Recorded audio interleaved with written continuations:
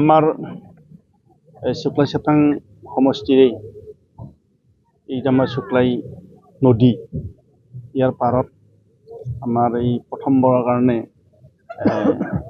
Green life এনজিঅ'য়ে এই ডেইজিৰি festival কাম expo তেওঁলোকে আয়োজন কৰিছে।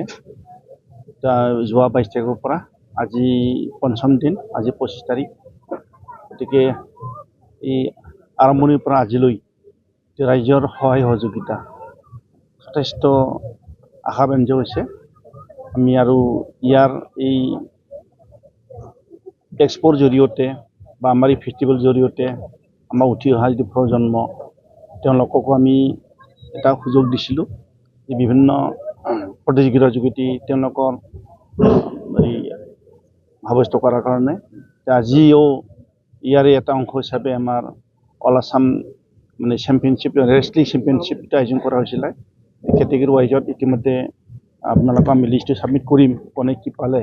গতিকে আমি আৰু 2 দিন আমাৰ 28 তাৰিখলৈ শেষ হ'ব। ইয়ালৈ আমাৰ যথেষ্ট আৰু কাৰ্যসূচী আছে। আজি আমাৰ গধূলি আমাৰ বিভিন্ন কাৰ্যসূচীৰ লগতে আমাৰ এই উদীয়মান এটা ছিংগাৰ মনসুম বড়ো তেওঁৰ মানে প্ৰদৰ্শন আছে, সংগীত পৰিৱেশন। আৰু সেইটো ইয়াতে প্ৰাক্তন EM ৰণেন নাৰ্জাৰীও আহিব।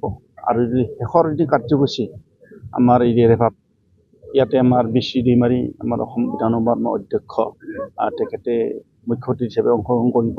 য'ত নেকি আমাৰ এই গোটেইখিনি 7 দিনীয়া কাৰ্যসূচীত অংশগ্ৰহণ কৰি যিসকলে পুৰস্কাৰ পালে এটি বিতৰণ কৰা হ'ব। আৰু সেইদিনাই আমাৰ যিটো এনজিঅ'ই তেওঁলোকক বিদায় দিব।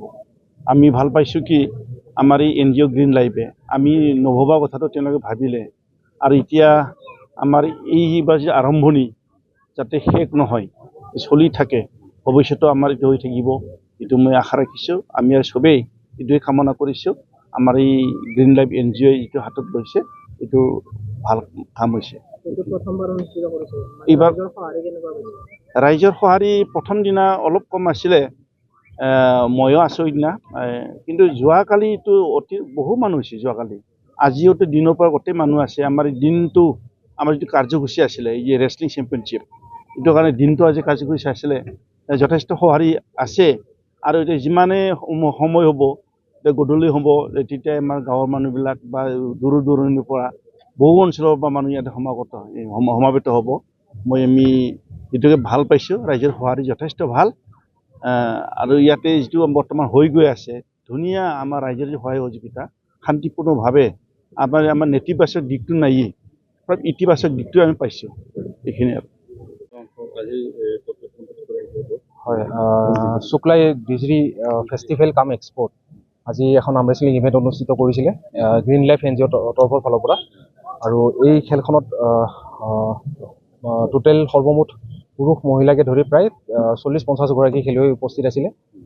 বিভিন্ন প্ৰান্তৰ পৰা খেলুৱৈসকল আহি আজি তেওঁলোকৰ প্ৰতিভা দেখুৱালে আৰ্ম ৰেচলিঙত। আৰু আশা ৰাখিছোঁ এই সকল খেলুৱৈয়ে যিটো আমাৰ আগন্তুক ষ্টেট চেম্পিয়নশ্বিপ হ'বলৈ গৈ আছে, গুৱাহাটীত হ'ব এইবাৰ ষ্টেট চেম্পিয়নশ্বিপটো, তাত ভাল প্ৰদৰ্শন দাঙি ধৰিব। আৰু লগতে মই গ্ৰীণ লাইফ NGOক লগতে আনিছ নাৰ্জাৰী, ৰুবুল কলিতা, গ্ৰীণ লাইফ NGOৰ সমূহ কৰ্মকৰ্তালৈ মই আন্তৰিক ধন্যবাদ জ্ঞাপন কৰিছোঁ। তেওঁলোকে উঠি অহা প্ৰজন্মক এনেকুৱা এখন প্লেটফৰ্ম দি খেলুৱৈসকলক আগবঢ়াই লৈ যোৱাত যথেষ্ট সহায় কৰাৰ কাৰণে। আজি চেম্পিয়ন হৈছে চৈয়দ পেচিফিক হুছেইন নামৰ এগৰাকী খেলুৱৈ চেম্পিয়ন হৈছে। আৰু লেডিছত আনিছা শৰ্মা বুলি এগৰাকী খেলুৱৈ চেম্পিয়ন হৈছে। আৰু খেলখন প্ৰাইজ মানিমূলক খেল আছিলে। আশা কৰোঁ তেওঁলোকৰ এই প্ৰাইজ মানিখিনি এটা সামান্যতম হ'লেও এটা সকাহ, যিখিনি আমাৰ ডে টু ডে লাইফত যিখিনি আমাৰ ধৰক মানে ৱেজেছ থাকে, যেনেকৈ ধৰক প্ৰটিন বা যিখিনি ছাপ্লিমেণ্টছৰ আমাৰ খৰচা, এইখিনি বস্তু এটলিষ্ট তেওঁলোকে বিয়েৰ কৰিব পাৰিব বুলি মই আশাবাদী।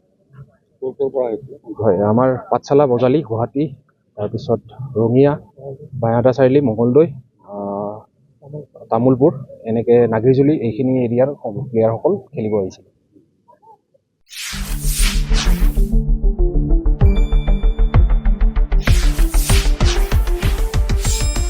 শুদ্ধ আৰু বিস্তৃত বাতৰিৰ বাবে চাই থাকক নিউজ ডেস্ক ৰিপোৰ্ট।